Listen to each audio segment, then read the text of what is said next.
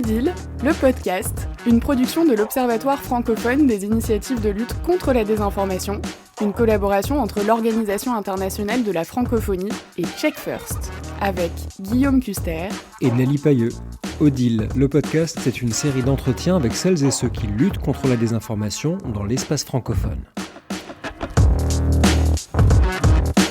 Nous accueillons aujourd'hui Nathalie Pignard-Chénel, qui est professeure de journalisme numérique, directrice de l'Académie du journalisme et des médias à l'Université de Neuchâtel. Bonjour Nathalie. Bonjour. Bonjour. Ravi d'avoir un côté francophone venant de Suisse, ailleurs que d'Afrique, d'Amérique du Nord, d'autres continents sur lesquels on parle le français. Et on vous reçoit aujourd'hui pour parler de l'IMI, qui en anglais est Initiative for Media Innovation, initiative pour l'innovation dans le secteur des médias. Qu'est-ce que c'est que l'IMI ? Alors, l'IMI, effectivement, c'est une initiative donc en Suisse, en Suisse romande même principalement, qui regroupe des médias, donc principalement le média de service public, la radio-télévision suisse romande, mais également le groupe de médias Ringier, et des universités, l'EPFL également, pour réfléchir ensemble et surtout pour réaliser des projets de recherche appliquée. Donc, c'est vraiment la rencontre entre les chercheurs et les médias pour essayer de faire avancer un tas de questions liées à l'innovation dans les médias, qu'elles soient techniques, mais qu'elles soient aussi liées aux pratiques, aux usages des publics, etc. Vous co-dirigez dans le cadre de l'IMI le projet Fake News Public et Journalisme, un projet de recherche donc qui s'inscrit dans ce cadre-là. Est-ce que vous pouvez nous expliquer un peu le cœur de ce projet qui est maintenant terminé, nous expliquer comment ça s'est déroulé ? Oui, effectivement, donc c'était un projet de 12 mois. L'IMI avait lancé un appel à projet autour des questions de désinformation et de confiance des médias envers les publics. Donc on a proposé ce projet en partenariat avec Le Temps, qui faisait partie de l'IMI à ce moment-là. Et puis, notre questionnement de départ, c'était finalement quels sont le rapport des publics aux médias, mais surtout à cette question de la désinformation et comment peut-être les médias pourraient un petit peu changer leurs pratiques, leur manière de faire, leur manière de produire des contenus. Puis, singulièrement, on pensait au contenu de fact-checking, de lutte contre la désinformation. Et dans la question des publics, on est même allé encore un peu plus précisément sur le public des jeunes. Donc, on a mené il y a eu plusieurs facettes du projet qui a été touché en plein vol par le Covid, donc qui a aussi amené à des adaptations. Mais on a principalement travaillé en faisant des focus group et des entretiens avec des jeunes pour les interroger sur justement leur rapport à l'information et à la désinformation. Et le dernier volet, parce que je parlais tout à l'heure de recherche et de médias, mais on essaye aussi autant que possible d'y mettre la formation, les étudiants, la pédagogie. Donc, on a travaillé également avec nos étudiants dans le cadre d'un de mes cours, dans ce qu'on appelle le News Lab, pour réfléchir avec eux quel type de nouveaux contenus, de peut-être projet éditorial, on pourrait créer à destination des jeunes sur cette question du fact-checking et de la lutte contre les fake news. Habituellement, lorsqu'on parle de lutte contre la désinformation, on parle surtout de ceux qui vérifient l'information. Non, cette photo n'a pas été prise là, on vous ment, etc., qui sont, j'allais dire, les mains dans le cambouis. Là, on est dans un projet académique, un projet de recherche. Comment est-ce que les rédactions ont été sensibles à ça ? Comment est-ce qu'on leur dit « Venez passer du temps avec nous, il n'y aura pas de résultat immédiatement, ça va durer longtemps, mais on saura plein de trucs à la fin ». Oui, c'est un gros challenge. Je crois qu'on a la chance d'avoir travaillé avec un média qui justement est sensible à ces questions-là, avec des journalistes qui ont envie aussi de comprendre peut-être plus en profondeur ce qui se passe du côté de leur public pour pouvoir ensuite y répondre le mieux possible. Effectivement, c'était pas un projet qui visait à développer spécifiquement un outil ou quelque chose de tangible, mais en tout cas qui cherchait un peu à faire avancer dans les pratiques et dans la réflexion.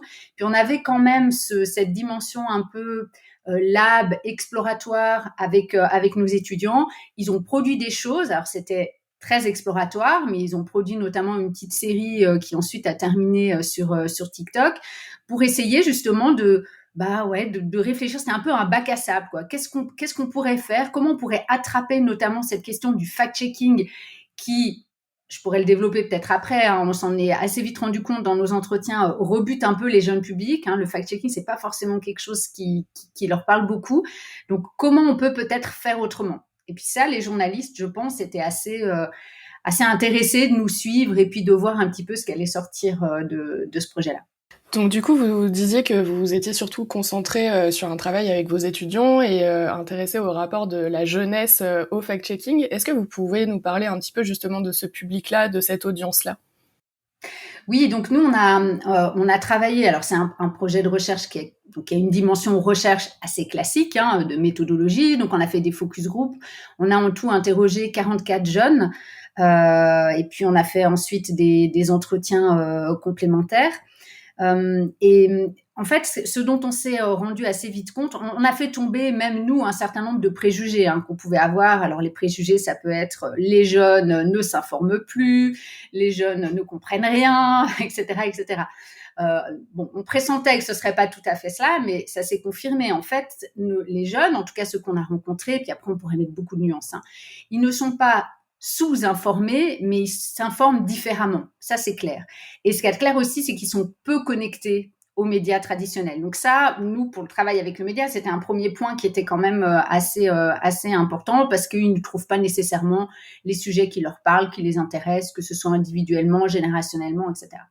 Et après, sur la question des fake news, ce qu'on s'est rendu compte, c'est qu'en fait, ils étaient là aussi sans doute plus armés que ce qu'on pouvait imaginer, parce que notamment ils ont la culture numérique, ils comprennent le fonctionnement des plateformes, des réseaux sociaux, les algorithmes. Alors pas toujours très finement, mais peut-être même par rapport, et ils nous le disaient, par rapport à mes parents, quand je vois comme ils se font avoir avec des fake news sur Facebook, je rigole. Enfin, on avait ce genre de commentaires. Mais précisément, lorsque vous disiez que ils ne s'informent pas ou peu par les médias traditionnels, ils ont d'autres canaux d'information, on pourrait penser que ces canaux d'information alternatifs, pour les appeler ainsi, seraient plus sujets à être un vecteur de désinformation. Est-ce que c'est quelque chose que vous avez trouvé dans vos recherches? Oui, alors effectivement, c'est le cas, mais ce dont on s'est rendu compte aussi, c'est que tous ces canaux amènent à une forme de pluralisme, de variété, peut-être beaucoup plus forte, qui fait qu'en fait, ils ont un peu cette agilité à passer d'une source à l'autre, et puis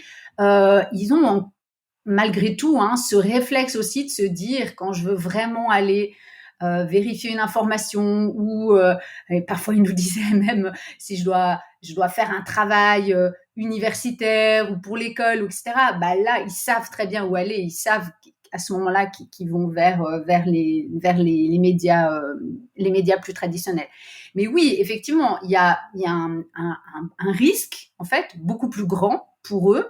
Et ils en sont un petit peu conscients. Ça ne veut pas dire qu'ils ne tombent pas dans le panneau de la désinformation, mais il y a un risque effectivement beaucoup plus grand parce que il y a ces sources très multiples où vont se superposer des sources très fiables et puis des sources qui sortent de nulle part et où effectivement il n'y a aucune vérification liée au contenu. Ça, c'est clair. Donc ils s'informent par des canaux alternatifs, ils ont une culture numérique qui est plus importante que ce qu'on peut imaginer, et je vous ai interrompu ensuite. Ensuite, comment est-ce que vous avez continué vos recherches? Et donc le point en fait qui nous intéressait, c'est puisque nous, évidemment, il y avait donc la question de comment ils s'informent ou quel est leur rapport de manière générale à l'information au-delà des médias traditionnels. Puis ensuite, il y avait cette question de la lutte contre les fake news, donc à quoi ils peuvent être sensibles, à quel type d'approche, de format, de posture, ils peuvent être sensibles. Et notre point de départ, finalement assez logique, qui est le point de départ média, journalistique, c'était le fact-checking. Donc, ces formats de fact-checking du « on vous dit le vrai faux ». Donc, on leur a montré, alors on a fait dans nos focus group des choses un peu plus d'expérimentation, on leur montrait une fake news, on leur montrait un fact-checking, on vérifiait si la fake news, ils arrivaient à l'identifier ou pas, et puis ensuite le fact-checking. Puis assez vite, on s'est rendu compte qu'ils nous ont dit « ouais, mais votre fact-checking, en fait… ça va pas très loin, quoi. Et nous, c'est pas tant, le vrai faux, c'est important, mais plus que le vrai faux, et je crois que le Covid, c'est une leçon aussi qui l'a bien mis en évidence, plus que le vrai-faux, on veut comprendre ce qu'il y a derrière. On veut comprendre à un moment donné pourquoi cette fake news, elle est arrivée sur la scène. Qui l'a diffusée, qui avait intérêt à la mettre en circulation, pourquoi c'est peut-être pas si simple de dire c'est vrai ou c'est faux, mais il y a aussi du gris, et puis c'est quoi dans ce gris, etc., etc.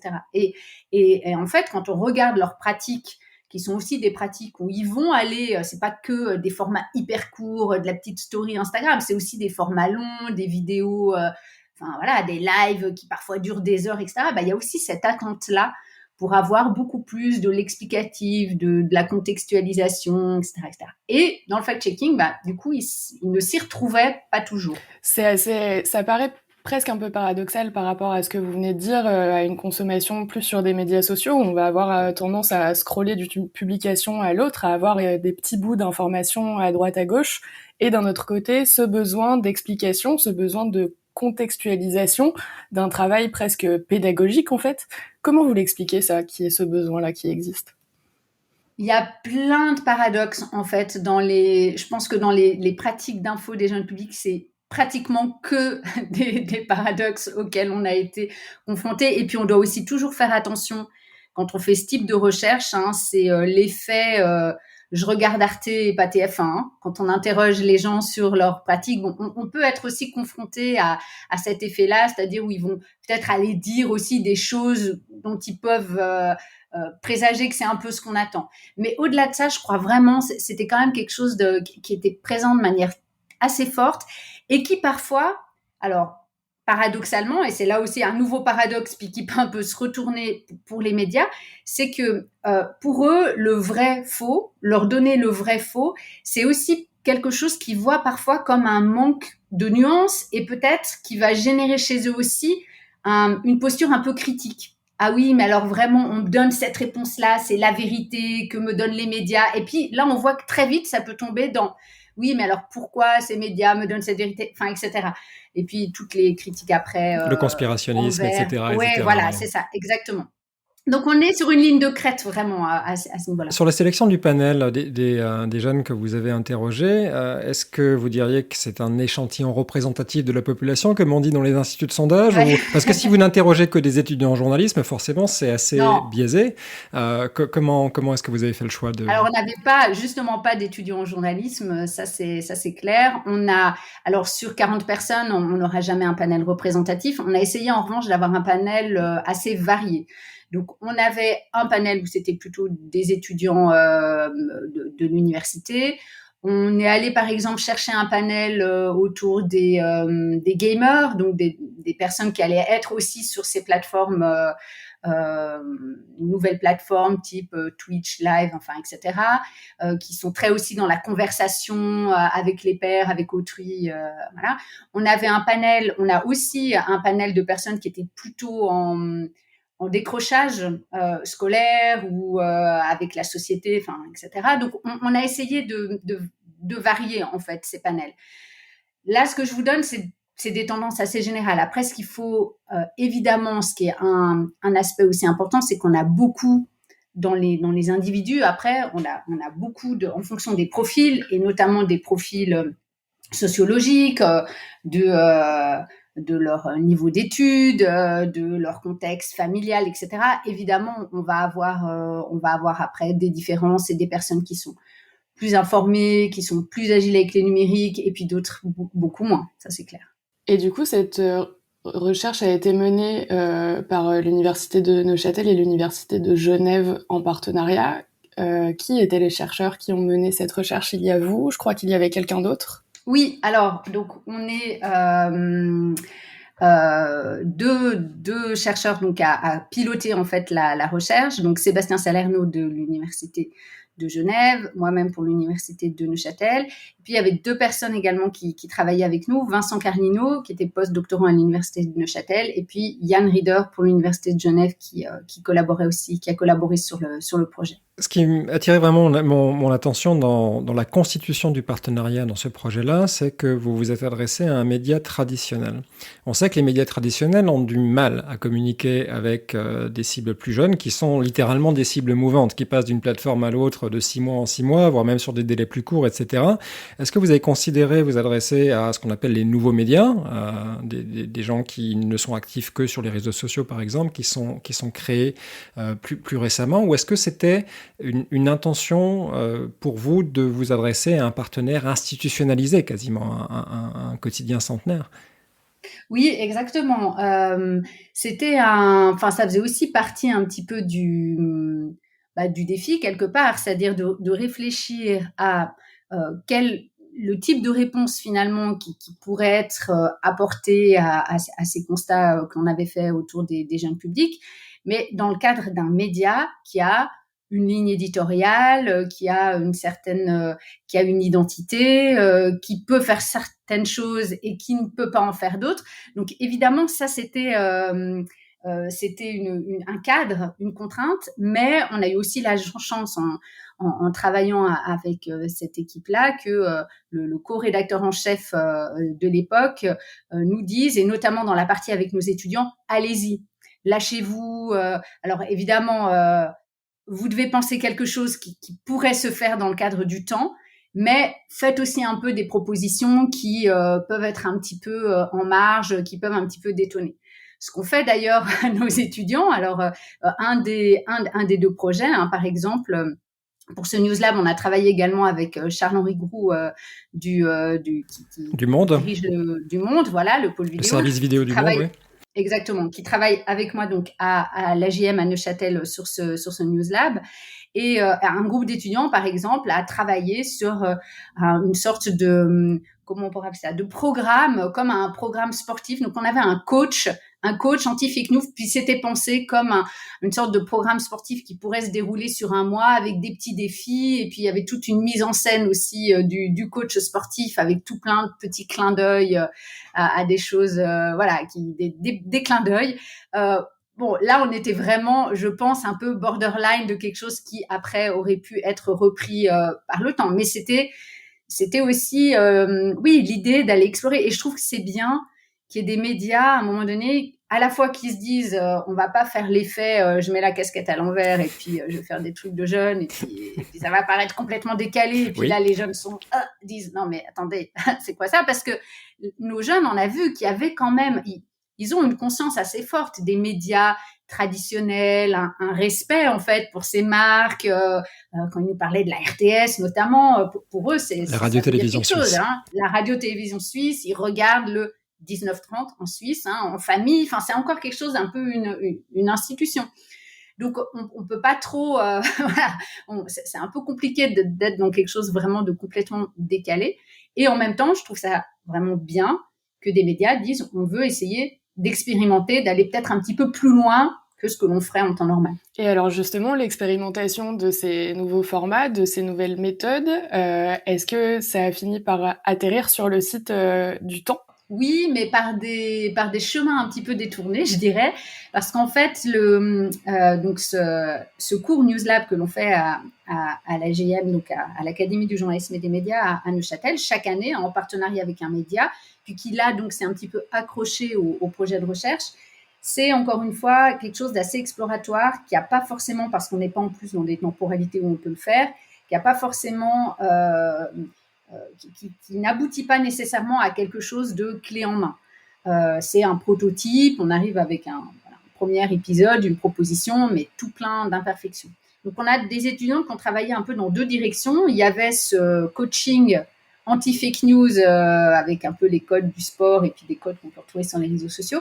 Puis, un deuxième groupe qui a travaillé plutôt sur une série, alors qui était moins orientée fake news, mais plus confiance envers les médias. Et là, leur idée, c'était plutôt on a vu dans nos entretiens qu'il y avait, alors une idée reçue là aussi de nos jeunes, c'est de dire le journaliste du Temps, c'est un homme blanc entre 50 et 60 ans. Avec des ronds de cuir ou sans? Ça, c'est vraiment leur vision, quoi, de ce qu'est, pour eux d'ailleurs, du coup, peut-être qui est aussi l'image de ce média. en fait, quand on regarde la rédaction du Temps, voilà, c'est aussi une rédaction où il y a des jeunes journalistes avec des tas de passions qui parfois sont passions très proches de celles des jeunes. Donc, on s'est dit, entrons par là, enfin, les étudiants se sont dit, et puis on va faire un peu mieux connaître, on va ouvrir la boîte noire, on va ouvrir la rédaction, puis faire des portraits de journalistes. Puis finalement, c'est cette série-là, alors justement peut-être un peu moins décalée, et puis peut-être un peu plus aussi dans la ligne du Temps, qui a effectivement abouti à une série sur TikTok, in fine, qui a été développée. Alors on imagine bien qu'on ne peut pas avoir un produit clé en main comme ça sur un projet de recherche, mais que ça va être des pistes de travail, de réflexion pour le média partenaire. Est-ce que après le projet, vous avez senti que le Temps s'est posé des questions en interne, a revu ses processus et imaginé des formats en fonction de la recherche que vous avez exécutée? Alors, on est arrivé à un moment, en fait, le projet, je fais juste une petite parenthèse sur l'histoire du Temps. Le Temps a été racheté par une fondation et ça s'est fait, en fait, sur la toute fin du projet. Donc, quasiment même au moment où on a rendu nos rapports, le Temps est passé dans les mains d'une nouvelle équipe, au niveau du groupe propriétaire, mais également d'une nouvelle équipe de rédaction. Donc là, ça a considérablement changé les choses. Et donc, voilà, il y a un nouveau projet aussi qui est arrivé et notre toute petite expérimentation-contribution est passée un petit peu entre les mailles du filet. Mais il y a à nouveau des réflexions qui sont entamées donc oui, je pense que de toute façon, c'est un sujet, on s'en rend compte aussi pour réfléchir avec d'autres médias en Suisse, c'est vraiment un sujet qui occupe toute l'attention. Alors, la désinformation, mais je dirais plus encore la question des jeunes publics, elle est vraiment devenue, c'est l'éléphant au milieu de la pièce, quoi. Donc sans doute que c'est des réflexions qu'on pourra réinjecter. Alors je vous posais la question parce que la recherche académique a généralement vocation à être publiée et donc cette information, le fruit de votre recherche est disponible publiquement et peut inspirer des rédactions qui nous écoutent et qui pourraient peut-être s'inspirer de votre travail. Alors, si vous allez sur le site Initiative for Media Innovation, enfin en tout cas vous retrouverez l'URL. Et on mettra le lien dans les notes d'épisode. Voilà, donc vous aurez le lien et il y a effectivement, donc nous avons produit 2 rapports.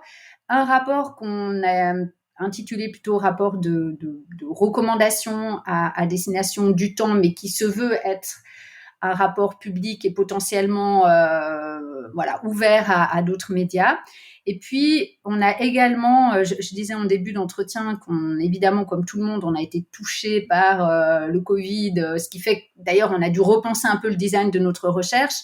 Mais surtout, on a, à ce moment-là, voyant tout ce qui arrivait, on s'est dit on doit impérativement capter ce qui est en train de se passer. Et donc, on a lancé un questionnaire. C'était un peu une extension de notre projet, un questionnaire sur les pratiques d'information et le rapport à la désinformation et au conspirationnisme pendant les premiers mois du Covid. Donc là, on a fait un questionnaire quantitatif, donc toute autre méthodologie, qu'on a pu diffuser en Suisse romande, notamment avec l'appui des médias partenaires. Donc, on a eu près de 5000 réponses, ce qui était quand même un assez bon taux de réponse. Et là, on a fait donc un deuxième rapport sur cette partie-là du projet qui a également été mis en ligne et qui décortique un petit peu le rapport à l'information aux médias dans cette période si particulière. Est-ce que vous avez pour projet de mener des recherches similaires en Suisse, voire à une échelle plus large, à l'échelle de la francophonie, par exemple ? Alors oui, là aussi, c'est un petit peu les hasards de la recherche qui font que au moment où nous avons lancé ce questionnaire, on s'est appuyé, en fait, on a repris, notamment, il y a le Reuters Institute qui avait fait une recherche également, alors évidemment à très grande échelle, mais qui n'incluait pas la Suisse. Donc, on s'est un petit peu faufilé pour avoir des résultats pour la Suisse. Puis, on avait des collègues belges également qui travaillaient là-dessus. Et donc, on s'est retrouvés petit à petit dans un consortium international qui a mené une enquête avec, donc là, c'est pas la francophonie, c'est vraiment, il y a les États-Unis, le Canada, les Philippines, la Thaïlande, enfin, il y a plusieurs pays concernés, et donc la Suisse et la Belgique également, sur les pratiques d'information, notamment pendant la crise Covid. Donc ça, c'était une extension internationale, et puis qui maintenant continue encore sur d'autres thèmes. Sur la question de la désinformation, il y a d'autres extensions. Moi, je travaille sur un autre projet avec des collègues de l'EPFL, toujours dans le cadre de l'IMI, toujours dans le cadre de ces collaborations médias académiques, avec un challenge supplémentaire, c'est que dans l'académique, on fait travailler des gens en sciences sociales, comme moi, avec des gens en informatique. Puis là, on travaille sur le développement d'un outil pour les journalistes, et là, spécifiquement, c'est avec la RTS, pour les journalistes, la RTS, pour leur permettre d'explorer les réseaux sociaux, et notamment Twitter, pour mieux comprendre quelles sont les communautés en fait qui s'y développent sur certaines thématiques. Donc un outil d'exploration en quelque sorte de Twitter. On rappelle que le PFL, c'est l'École Polytechnique Fédérale de Lausanne. Oui. Donc un aspect plus technique Exactement. dans ce genre de projet de recherche. Fait. Parce que la recherche appliquée, c'est aussi cela en fait. C'est d'aboutir à un moment donné à des outils, à des applications concrètes, là en l'occurrence pour les journalistes. Alors une question ouverte pour vous et pour terminer, on aime bien demander aussi aux invités de ce podcast quelle est leur vision de la désinformation et surtout les solutions. On a reçu par exemple récemment Alexis de Lancer, qui est le rédacteur en chef des Décrypteurs, qui est une émission au Canada, au Québec, qui va aller de manière quasiment systématique comme des machines, débunker, aller vérifier, et dont l'argument est de dire il faut aller s'occuper des publics en déshérence quasiment, qui sont sensibles à cette désinformation, aux théories du complot, etc. Et puis on va s'acharner pour le faire. Quel est, de votre point de vue d'universitaire, de professeur, quelle serait une piste possible pour lutter contre la désinformation ? La piste que je verrais, que je n'ai pas encore évoquée là complètement dans cet entretien, mais qui pour moi, et c'est ce qui fait quand même le liant de tout ce qu'on s'est dit, c'est l'éducation. L'éducation, alors je ne dirais pas forcément l'éducation aux médias en tant que telle, mais en tout cas une éducation à l'information et au numérique, qui mêle les deux, parce qu'on s'est vraiment rendu compte que cette capacité déjà à comprendre, parce que les fake news, évidemment, elles se diffusent quand même majoritairement via des plateformes, via des réseaux sociaux, et pas que. Nous, on a vu arriver, par exemple, WhatsApp de manière énorme pendant le Covid comme un vecteur très important de désinformation et beaucoup plus vicieux d'une certaine manière, parce que ça passe par un espace privé, etc. Donc, déjà, la compréhension de cet environnement, ça me semble essentiel. Et puis, une éducation à l'information. Qu'est-ce que c'est qu'une information, comment je peux la vérifier, comment je peux en comprendre les sources, comment je peux en comprendre la complexité, etc. Donc là, je dirais qu'il y a un enjeu important. C'est un enjeu pour les écoles, c'est un enjeu pour les universités et c'est un enjeu pour les médias eux-mêmes qui doivent vraiment faire ce travail-là. Et je pense dans le fact-checking notamment, être davantage expliqué. Comment on a fact-checké, pourquoi on a choisi de fact-checker telle information plutôt que telle autre. Parce que toutes ces questions-là, les gens, ils se les posent. Et c'est ça qui nourrit, c'est l'absence d'explication qui parfois nourrit aussi une forme de complotisme, cette fois plutôt à l'égard des médias. Alors on peut le rappeler aussi, d'ailleurs, il y a des initiatives intéressantes de ce point de vue-là, notamment en Finlande, et c'est lié à la francophonie, puisque l'école pilote dans le pays, c'est le lycée franco-finlandais, qui va aller donner des cours sur le sens critique, sur la perception de l'information via les réseaux sociaux, via les médias, qui va apprendre à mettre en doute la parole publique dès l'âge de 8 ans à l'école. Et ce sont des choses qu'on voit assez peu, mais qui intéressent, puisque ce lycée est très régulièrement visité par des étrangers qui essaient de regarder la loupe, comment ils font, et on peut rattacher ça à la question de l'éducation. Professeur Nathalie Pinière-Chenel, merci beaucoup d'avoir participé à ce podcast. On vous souhaite beaucoup de succès pour les recherches et pour aider aussi les vérificateurs et les autres, toutes les parties prenantes de la lutte contre la désinformation, à mieux comprendre ce phénomène, essayer de le cerner et puis doter la lutte de meilleurs outils. Merci beaucoup. Merci à vous pour l'invitation et pour ce que vous faites. Merci beaucoup et bonne continuation. Merci.